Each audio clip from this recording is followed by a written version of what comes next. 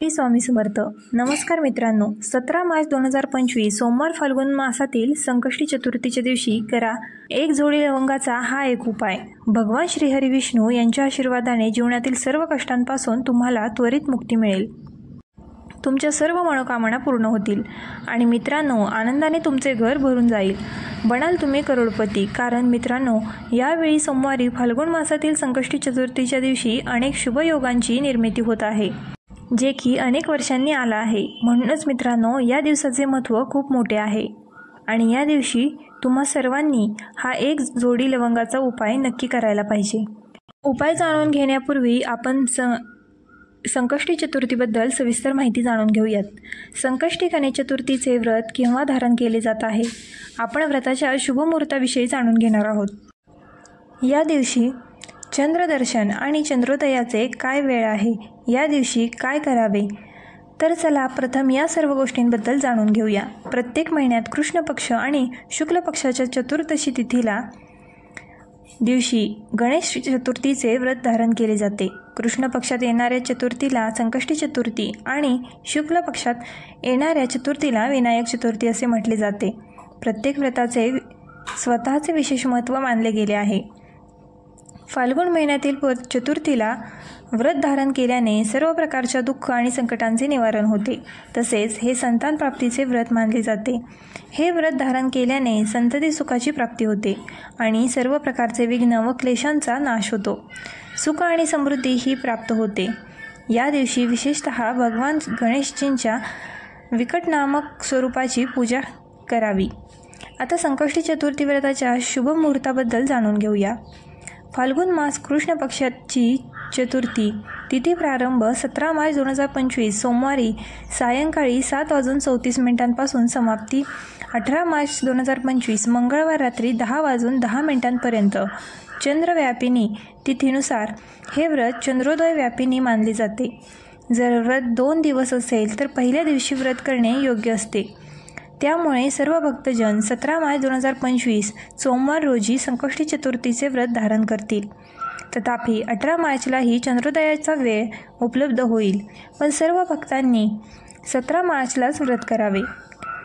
ब्रह्ममुहूर्ताचा वेळ मार्च 17 आणि मार्च 18 रोजी पहाटे 4:53 ते पहाटे 5:41 दर्शन चंद्रोदयाचा वेळ मार्च 17 रात्री 9:20 इतर महत्त्वाचे वेळ नक्षत्र मार्च 17 रोजी चित्रा नक्षत्र दुपारी 2:47 राहील. त्यानंतर स्वाती नक्षत्र राहील. योग दुपारी 3:04 ध्रुव योग, त्यानंतर व्याघात योग राहील. सूर्योदय पहाटे 6:05 सूर्यास्त सायंकाळी 6:08 वाजता. राहू काळ मार्च 17 रोजी पहाटे 7:35 ते 9:05 मार्च 18 रोजी दुपारी 3:07 ते सायंकाळी 4:38 राहू कालात कोणतेही शुभ किंवा नवीन कार्य करणे टाळावे, जे व्रती आहेत. या दिवशी ब्रह्ममुहूर्तात उठून नित्यक्रमे पूर्ण करून स्नान करावे, शुद्ध वस्त्र परिधान करावे आणि व्रताचा संकल्प घ्यावा. भगवान गणेशजींना प्रार्थना करावी. हे भगवान गणेश, आज मी फाल्गुन मास कृष्ण पक्षाच्या संकष्टी चतुर्थी विकट चतुर्थीचे व्रत धारण करीन आहे. कृपा करा की हे व्रत निर्विघ्न पूर्ण हो आणि मला पुण्यफळांची प्राप्ती हो. या दिवशी मनोकामना पूर्तीसाठी भगवान गणेशजींना प्रार्थना करावी आणि दिवसभर निर्जल व्रत करावे. चंद्रोदयाच्या वेळी स्नान करावे, शुद्ध वस्त्रे परिधान करावी आणि भगवान गणेशजींची संपूर्ण विधानाने पूजा करावी. पूजा साहित्य भगवान श्री गणेशजींना गंध, पुष्प, धूप, दीप वगैरे अर्पण करावे. विविध प्रकारच्या नैवेद्यांचा भोग लावावा.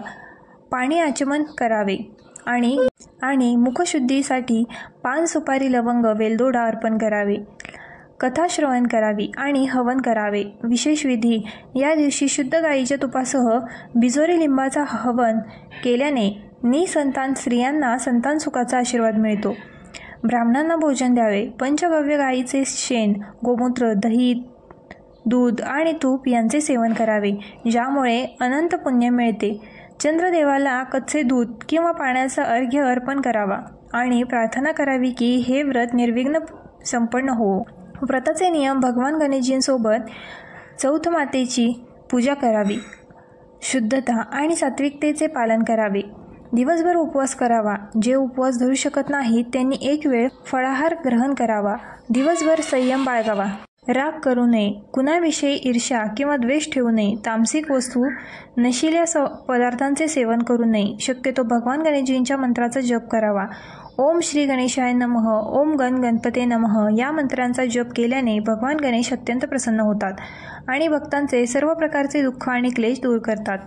संतानेच भक्तांना संतान सुख मिळते आणि सर्व मनोरथ पूर्ण होतात.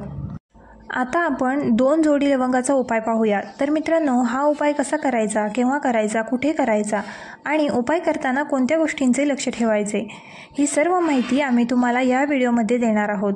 तर चला मित्रांनो, व्हिडिओमध्ये पुढे जाऊया.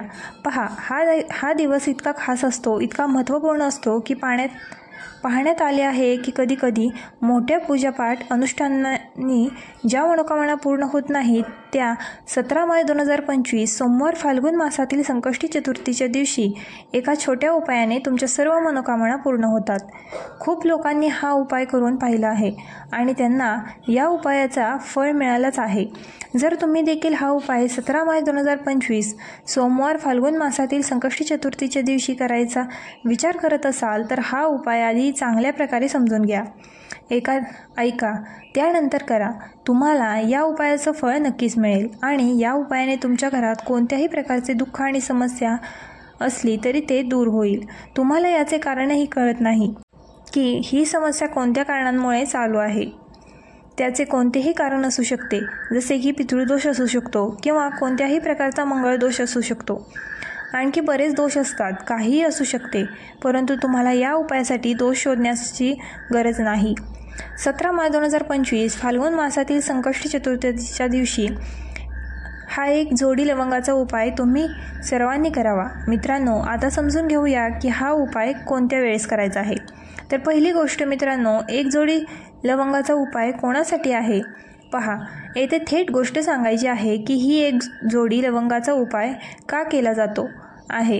हे मनोकामना पूर्ण करण्यासाठी केला जातो किंवा तुमच्या जीवनातील दुःख आणि समस्यांना दूर करण्यासाठी केला जात आहे किंवा तुमचे कोणतेही मोठे काम आहे जे होत नाही आहे त्या कामासाठी हा उपाय तुम्ही करू शकता. तर गोष्ट अशी आहे की तुम्ही तुमच्या कोणत्याही प्रकारच्या मनोकामनेसाठी हा उपाय तुम्ही करू शकता. हा उपाय तो व्यक्ती करू शकतो ज्याला त्याच्या कोणत्याही प्रकारच्या मनोकामना भगवान श्री हरी विष्णू यांच्याकडून पूर्ण करून घ्यायच्या आहेत. आणि जर कोणतीही माता बहीण जी आपल्या घराच्या सुख आणि शांतीसाठी, घरात धनसमृद्धी वाढवण्यासाठी उपाय करत आहे, तर घरातील मोठ्या माता बहीण यांनी हा एक जोडी लवंगाचा उपाय विशेष करून करावा. कारण माता बहिणी घराची लक्ष्मी असतात आणि जेव्हा घरातील लक्ष्मी काही विशेष उपाय करते तेव्हा त्याचे फळ खूप लवकर मिळते आणि खूप मोठे होऊन मिळते. त्याचबरोबर हा उपाय कोणत्याही व्यक्ती करू शकतो, मोठा लहान असो किंवा मूल असो. ज्याला हा एक जोडी लवंगाचा उपाय समजला आहे त्याने हा उपाय फाल्गुन मासातील संकष्टी चतुर्थीच्या दिवशी नक्की करावा. या उपायाने फळ खूपच लवकर मिळेल. कारण 17 मार्च 2025 सोमवारी माता लक्ष्मीजी खूप सहजपणे प्रसन्न होतात. तर चला आता आपण समजून घेऊ की हा एक जोडी लवंगाचा उपाय कसा करायचा आहे आणि या उपायाची जी वेळ आहे ती काय आहे. पहा, 17 मार्च 2025 सोमवारी हा एक जोडी लवंगाचा उपाय मुख्यतः संध्याकाळच्या वेळी, प्रदोष काळाच्या वेळी करायचा आहे. आता प्रदोष काळाचा वेळ खूप लोकांच्या मनात प्रश्न निर्माण करतो की हा वेळ कधी असतो, किती वाजल्यापासून ते किती वाजेपर्यंत असतो, जेणेकरून आपल्याला उपाय करण्यासाठी योग्य वेळेची माहिती मिळावी. तर आम्ही तुम्हाला सांगतो की प्रदोष काळाचा एक वेळ संध्याकाळचा असतो. संध्याकाळी 6 वाजल्यापासून ते 7 वाजेपर्यंत या वेळेत तुम्ही उपाय केल्यास तुम्हाला त्या उपायाचे फळ नक्कीच मिळेल. संध्याकाळी 6 ते 7च्या दरम्यान तुम्ही हा एक जोडी लवंगाचा उपाय करू शकता. आता खूप लोक येथे हा प्रश्नही नक्की विचारतील की आम्ही तर नोकरीला जातो आणि ड्युटीवर जातो आणि येण्यास उशीर होतो, तर त्या परिस्थितीत काय करावे. पहा, त्या लोकांना टेन्शन घेण्याची गरज नाही. जर तुम्ही हा उपाय संध्याकाळच्या प्रदोष काळात करत असाल आणि येण्यास उशीर होत असेल जसे की 7 वाजेपर्यंत तुम्ही पोचत नाही तर तुम्ही 7 किंवा रात्री 8 वाजेपर्यंत ही उपाय करू शकता, तरीही चालेल. आणि जर त्यापेक्षा थोडा उशीर झाला तरीही तुम्ही हा उपाय करू शकता.